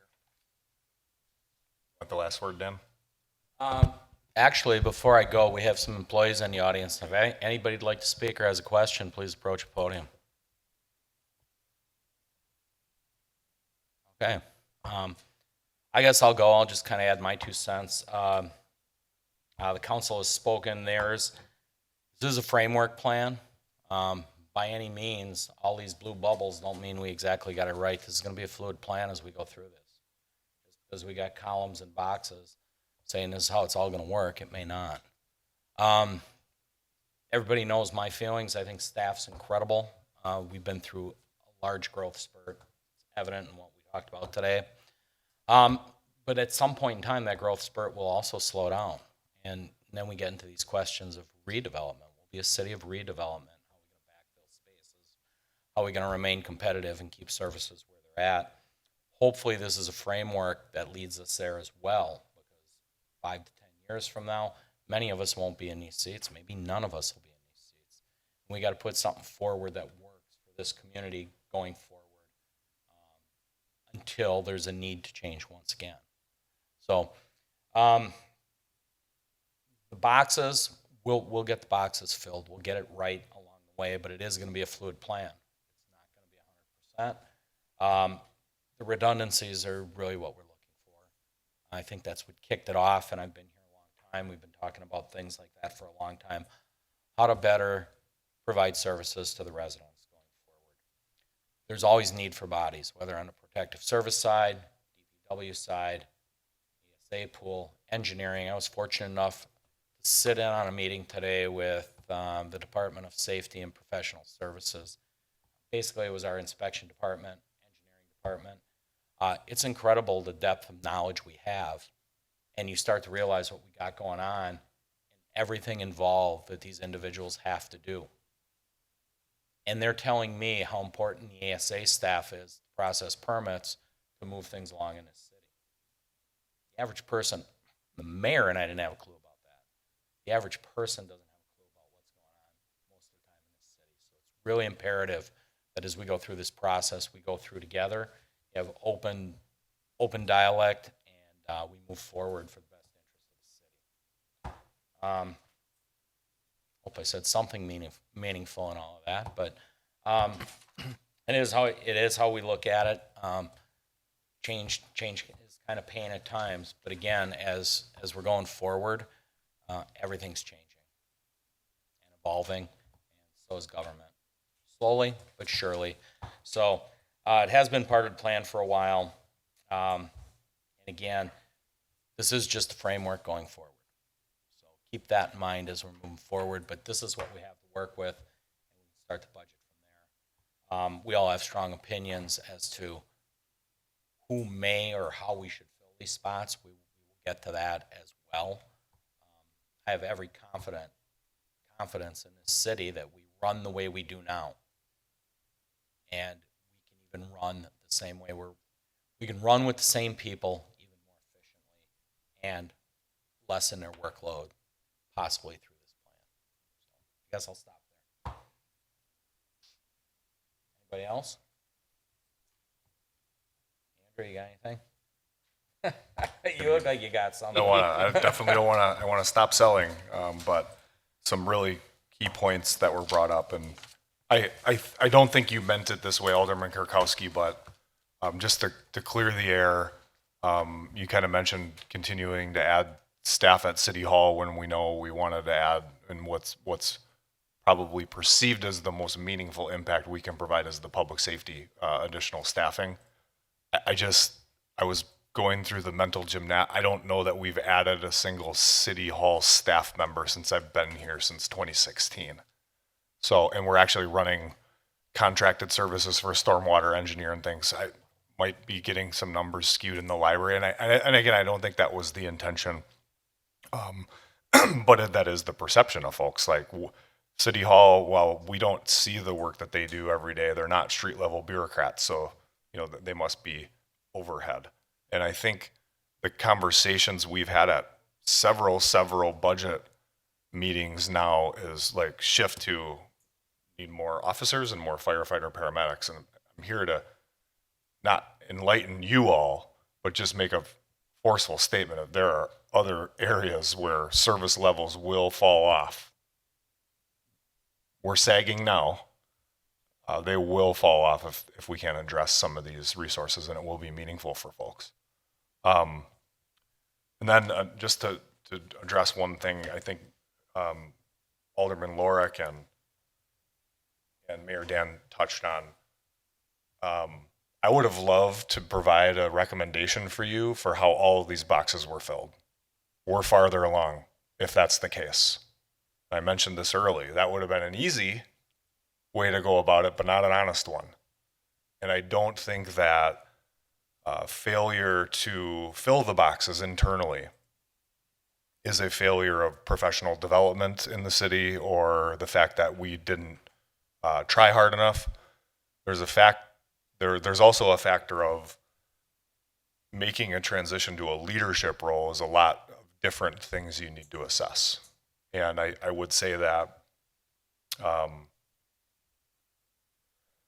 I think that it's very, very healthy in certain in certain ways, in certain areas, to infuse outside perspective and energy into an organization as much as it is from promoting from within. Obviously, firm believer in doing that, but there's not a company out there that has a philosophy that we don't look for the outside for additional talent. I couldn't think of one if I tried. So I know that's the touch point. Let's be honest. That's been the disruption. That's been the feelings. It's been the hard feelings. Might as well address it.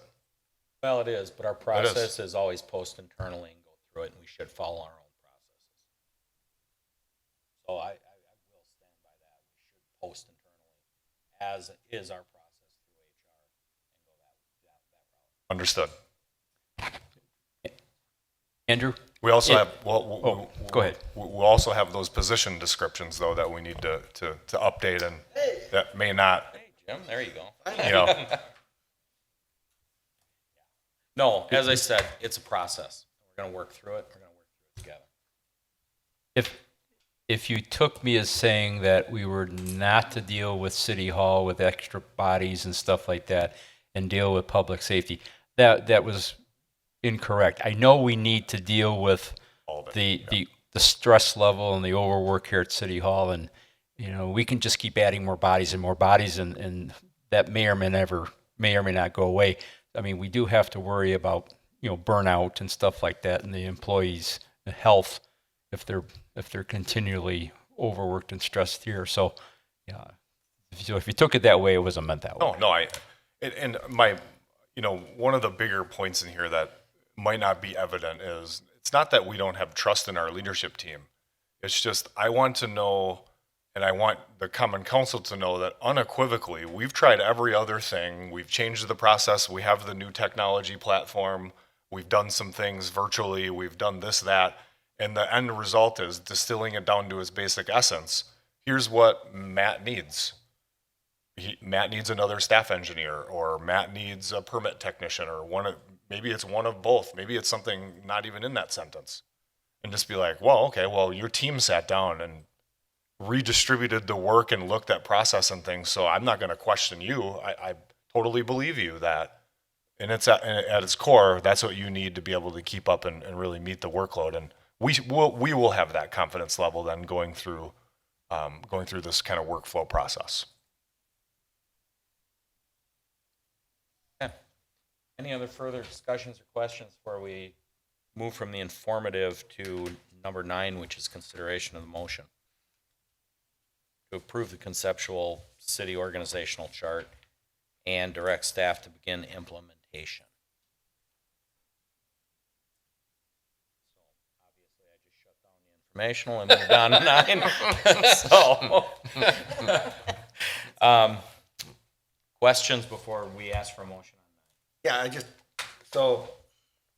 again, I'm willing to support this. Although I think I made it perfectly clear, my concern is that we're looking at a framework without any detail. That detail, it came out, I think the first 3 all commented about job descriptions and what these positions do. When I see the motion that says conceptual city organizational chart, without consideration for job descriptions or some additional information, I assume we're going to have another motion later on that shows some of the detail. That's my concern. I know I'm harping on the job description, but it really bothers me. I would never do this in my business. So there's no way this would pass if my CFO or Jimmy, you know, private sectors run a completely I get different- it, but yeah. that you can't use that excuse across the board, saying that, oh, you know, this is a city, or it's a hospital, or it's business. There are certain fundamentals that still follow through. So that's my concern. That is my perception, my understanding will be, that is the sausage making that will quickly happen upon the adoption of the framework. Well, that's on the don't say quickly. That's loaded. I mean, this is a lot of work. Some of it This is was- years worth of work. Yeah. So this you're is- right. We can't go out there with a conceptual plan, and it's not my expectation that this is the final version, as I said, without Jim. I mean, I agree with you. We get the job descriptions in there, and we find out if these bubbles work as we start work. And again, a lot of these bubbles actually overlap, as you well know. We talk about community development, to tourism, to marketing, to whatever it might be, to engineering, to inspections. They're all working together. Generally, as a framework, I do Yeah. think this was well thought out, and it's a good plan. But to make it perfectly clear, I think a final version would have to come because it's conceptual. I think the implementation details follow the conceptual organizational chart. I don't think in 4 years we're going to come back and say, well, we're going to amend the plan so it's approvable, and we've decided we're going to have one DPW and utility office, so we'll need what I'm seeking tonight is the cornerstones of this are establishing the infrastructure, land use, and community building portfolio, which is newer, the community development department, and promoting within for that assistant city administrator role, and moving the pieces from Max's current portfolio, although it's a different name, over to that ledger, which is the buildings and facilities division. That is the general framework we will begin moving towards. The community investment division, future conversation. But you're right. The position descriptions, if that's something, the position descriptions don't get approved by anybody here. It's never been the case. It's in the chapter 2. That's the purview of the city administrator. I am not trying to say that I don't want you involved in that process. That may be personnel and finance, and we'll say, here, this will be deliberative with you. But I don't know that it's come back and amend the plan in a year or two after some of this gets sorted out, because this is just a roadmap to go down the path, and that probably is a different road we're on entirely and at the end of this. But there are some cornerstones. This of process is a little different, though, in that it's part of a strategic plan. So this is not just, oh, hey, I want to change a department around. This is part of our overall strategic plan. And you've sold it that way, which is smart. I mean, it's good. So the fact that, at least some of the council is interested in the details when it comes to things like job descriptions is sagent, because it's a part of the strategic plan. And that's part of our role, as I see it also, as well as administration. We have budget implications, we have salary requests, we have, with that, we usually provide the position descriptions to say, hey, we're going to recruit, especially a new position that's never been. Or combined. Yeah. Got some combined positions too. I hear you loud and clear. I would appreciate probably Personnel and Finance Committee's involvement in some of the sausage making. I welcome that. Be there for you. Okay, so any further discussion before I ask for a motion on 9? Okay, hearing none. Is there a motion on 9 to consider a motion to approve the conceptual city organizational chart, which is Appendix C, and direct the staff to begin implementation? Bill move to approve the conceptual city organizational chart Appendix C and direct staff to begin implementation. Guzekowski will second. Roll call. Alderwoman Marshall. Aye. Gale. Aye. Guzekowski. Aye. Kirkowski. Aye. Lorik. Aye. Ritz. Aye. Carries. On to item 10, and that is the License Committee, and I would like to turn that over to Alderman Kirkowski. Thank you, Mayor. We, for the first time in probably years, we have more than just one item there pertaining to the License Committee. And item number 10, briefly, is if you read the Common Council report, I was approached by a business owner to ask if they could extend their hours to sell beer and intoxicating liquors from 8 o'clock in the morning to 6 o'clock. So there was no request to go later than 9, just to go earlier in the day. So I want to thank Deputy Clerk Krista Miller, who did a phenomenal job of querying surrounding municipalities. And you'll see on the report that by state statute, beer can be sold 6 to midnight, liquor 6 to 9. And then there are 3 communities that go 6 to midnight for beer, 6 to 9 for liquor. And we fall in a category currently with 5 other communities where we go 8 a.m. to 9 p.m. for both. So at License Committee meeting, we had Chief Stecker was there, and he did not voice any opposition to this. He did make a good point, because we could have gone to whatever hours we wanted to under the state statute, and he suggested that we just keep it the same for both, so that there would be no issues out there in the city with selling one thing later than they should have and stuff like that, and we just make it easier. And then if you really need to go, at 10:30 at night to get a 12-pack of beer, well, then you can go to St. Francis or South Milwaukee. Otherwise, you should be home for the night probably. So other than that, it's not forcing the business owners to comply. It just gives them an opportunity to sell 2 hours earlier. He thought, 2 hours, on a Packer game day, you may want to start prepping your Packer party a little earlier than 8 a.m. So, okay, fine. And that's what the request is that we would amend our hours of sale for Class A fermented malt beverages and Class A intoxicating liquor or off-site consumption from the current hours of 8 a.m. to 9 p.m. to 6 a.m. to 9 p.m. So, does anybody have any discussion or heartburn over this request? And Krista was able to state in her report that there's only 28 establishments in the city that would be affected by this. So it's not out of the 69 establishments that currently have licenses. There's only 28 that would be affected. So it's not everybody. Any questions, cares, or concerns over that? Okay.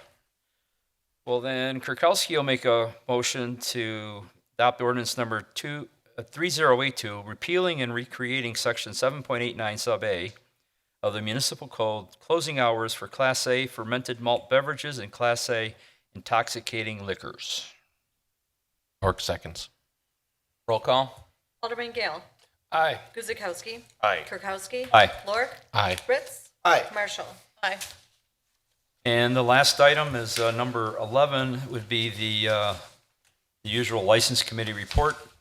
I trust everybody's had an opportunity to go over that. Does anybody have any questions, cares, or concerns? No? Seeing none, Kirkowski will make a motion to approve the various license requests as listed on the September 5th, 2023 License Committee report. Yo, second. Roll call. Alderman Guzekowski. Aye. Kirkowski. Aye. Lorik. Aye. Fritz. Aye. Marshall. Aye. Gale. Aye.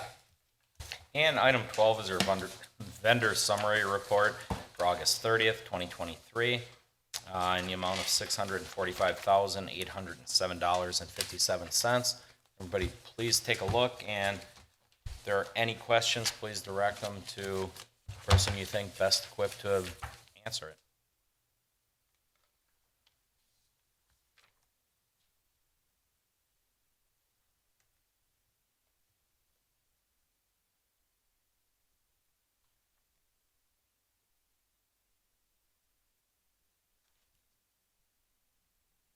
Satisfied there's no discussion, questions? Motion, please. I'll move to approve the August 30th, 2023 vendor summary report in the amount of $645,807.57. Guzekowski will second. Roll call. Alderman Kirkowski. Aye. Lorik. Aye. Fritz. Aye. Marshall. Aye. Gale. Aye. Guzekowski. Aye. Okay, and that will lead us to final adjournment. So, farmer's market continues in the square, and cafe is coming up. We're into September. It'll be the 23rd. So if you're around 1 to 5, we have our annual cultural event going on. We're headed in the fall. So today was first official day back for the kids at school. So keep an eye on the roads and the school buses. With that, motion for adjournment, please. York moves to adjourn. Pretzel, second. Roll call. Alderman Lorik. Aye. Ritz. Aye. Marshall. Aye. Gale. Aye. Guzekowski. Aye. Kirkowski. Aye. All right. Thank you. Good night, everybody.